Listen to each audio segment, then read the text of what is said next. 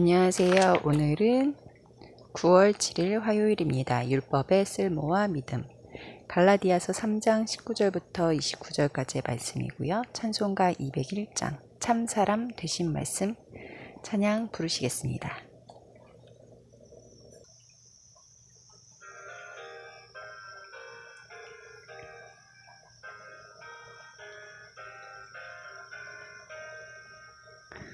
참사람 되신 말씀 안에 의지요 변하지 않는 이웃의 생각 주 말씀 성경에서 찬란히 빛나고 내 길에 등불 되는 그 찬송말이라 주께서 주나 말씀 받아서 그 귀한 빛을 비추는 세상 바뀐다. 귀중한 성령 말씀보다 하고 주님의 귀한 모습 잘 드러내도다.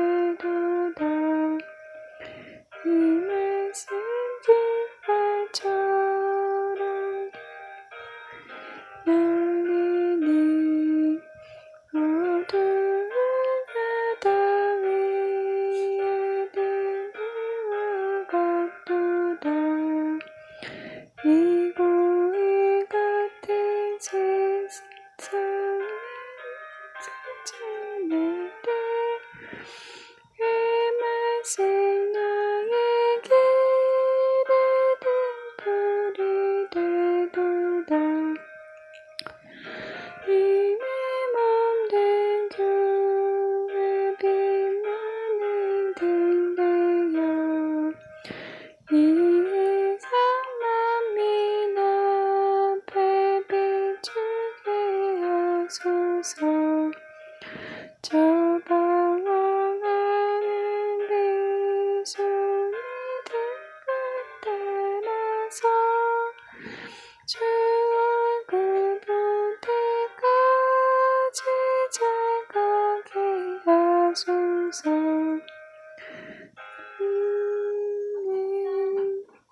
참사람 되신 말씀. 말씀 중에 갈라디아서 3장 19절부터 29절까지의 말씀을 드라마 바이블 어플 통해서 함께 들어보시겠습니다. 함으로 더하여진 것이다. 천사들을 통하여 한 중보자의 손으로 베푸신 것인데 약속하신 자손이 오시기까지 있을 것이다. 그 중보자는 한 편만 위한 자가 아니라 하나님은 한 분이십니다. 그러면 율법이 하나님의 약속들과 반대되는 것이냐? 결코 그럴 수 없느니라. 만일 능히 살게 하는 율법을 주셨더라면 의가 반드시 율법으로 말미암았으리라. 그러나 성경이 모든 것을 죄 아래에 가두었으니 이는 예수 그리스도를 믿음으로 말미암는 약속을 믿는 자들에게 주려 합니다. 믿음이 오기 전에 우리는 율법 아래 매인 바 되고 계시될 믿음의 때까지 갇혔느니라. 이같이 율법이 우리를 그리스도께로 인도하는 초등교사가 되어 우리로 하여금 믿음으로 말미암아 의롭다함을 얻게 하려 합니다. 믿음이 온 후로는 우리가 초등교사 아래 있지 아니하노라. 너희가 다 믿음으로 말미암아 그리스도 예수 안에서 하나님의 아들이 되었으니 누구든지 그리스도와 합하기 위하여 세례를 받은 자는 그리스도로 옷 입었느니라. 너희는 유대인이나 헬라인이나 종이나 자유인이나 남자나 여자나 다 그리스도 예수 안에서 하나입니다. 너희가 그리스도의 것이면 곧 아브라함의 자손이요 약속대로 유업을 이을 자니라. 아멘. 38페이지입니다. 율법의 쓸모와 믿음. 바울은 하나님이 율법을 주신 본래 목적과 고유한 역할을 밝히는데 처음부터 율법은 구원을 위해 주신 것이 아니었으며 구원은 오직 믿음으로만 가능하다고 변론합니다. 26절부터 29절까지의 말씀입니다. 너희가 다 믿음으로 말미암아 그리스도 예수 안에서 하나님의 아들이 되었으니 누구든지 그리스도와 합하기 위하여 세례를 받은 자는 그리스도로 옷 입었느니라. 너희는 유대인이나 헬라인이나 종이나 자유인이나 남자나 여자나 다 그리스도 예수 안에서 하나이니라. 너희가 그리스도의 것이면 곧 아브라함의 자손이요 약속대로 유업을 이을 자니라. 아멘. 하나님의 아들 예수 그리스도의 구속을 통해 율법의 종이던 우리가 하나님의 아들이 되었습니다. 그리스도와 연합하여 죄와 율법에 대하여 함께 죽고 함께 살아났으며 그 결과 그리스도 안에서 남자와 여자, 종과 자유인, 유대인과 헬라인의 구분이 사라졌습니다. 그리스도인의 정체성을 규정짓는 것은 그리스도뿐입니다.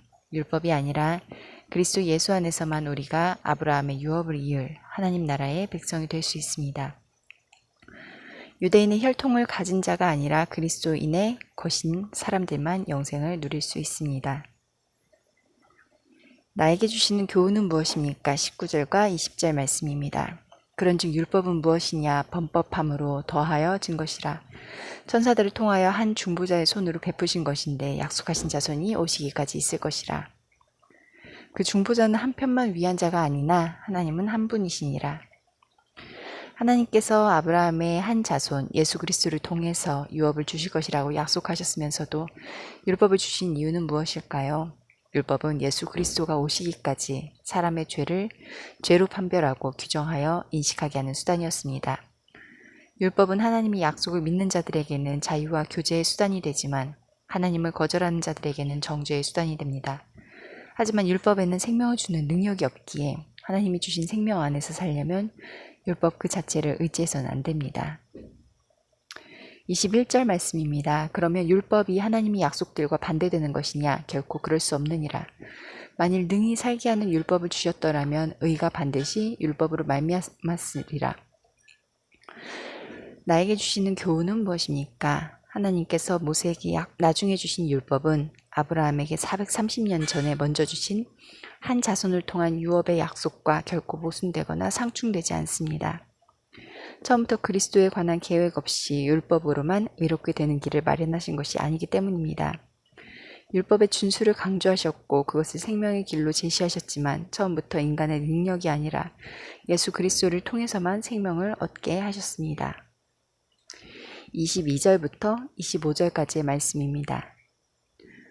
그러나 성경이 모든 것을 죄 아래에 가두었으니 이는 예수 그리스도를 믿음으로 말미암는 약속을 믿는 자들에게 주려 함이라. 믿음이 오기 전에 우리는 율법 아래에 매인 바 되고 계시될 믿음의 때까지 갇혔느니라. 이같이 율법이 우리를 그리스도께로 인도하는 초등교사가 되어 우리로 하여금 믿음으로 말미암아 의롭다함을 얻게 하려 함이라.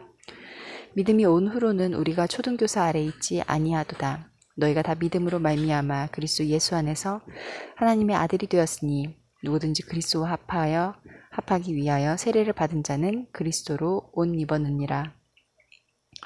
너희는 유대인이나 헬라인이나 종이나 자유인이나 남자나 여자나 다 그리스도 예수 안에서 하나이니라. 너희가 그리스도의 것이면 곧 아브라함의 자손이요 약속대로 유업을 이을 자니라. 아멘. 그리스도의 구속의 효력이 미치기 전까지는 모두 율법 아래 갇히고 매여 있었습니다. 율법은 사람이 스스로 자신을 구원할 수 없고 오직 그리스도로만 의롭게 될 수 있다는 구원의 기초를 일깨우는 교사와 인도자 역할을 했으나 믿음이 온 후로는 더는 우리를 지도하거나 통제할 수 없게 되었습니다. 율법의 역할은 한시적이었습니다. 율법으로만 우리는 살 수 없습니다. 하나님의 아들 예수 그리스도를 믿는 믿음으로 우리는 살 수 있습니다. 기도하시겠습니다. 공동체를 위해서는 아무 공로 없는 이 죄인을 그리스도로 옷 입은 백성으로 삼아주셔서 감사합니다. 열방을 위해서는 시리아 북부의 쿠르드 민병대와 시리아 정부 간의 전투는 주로 그리스도인 거주 지역 부근에서 발생한다. 시리아 교회와 성도가 안전하도록 지켜주시고 분쟁과 폭력의 상황이 좋게 종식되도록 함께 기도하시겠습니다.